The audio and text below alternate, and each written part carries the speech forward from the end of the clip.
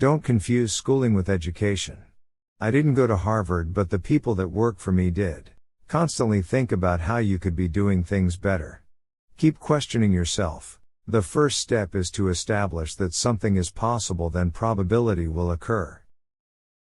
When something is important enough, you do it even if the odds are not in your favor. Some people don't like change, but you need to embrace change if the alternative is disaster. Failure is an option here. If things are not failing, you are not innovating enough. Persistence is very important. You should not give up unless you are forced to give up. If you get up in the morning and think the future is going to be better, it is a bright day. Otherwise, it's not. Take risks now and do something bold. You won't regret it. If the rules are such that you can't make progress, then you have to fight the rules. What makes innovative thinking happen? I think it's really a mindset. You have to decide.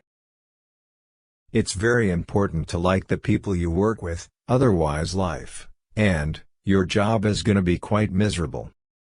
Being an entrepreneur is like eating glass and staring into the abyss of death. You shouldn't do things differently just because they're different. They need to be better.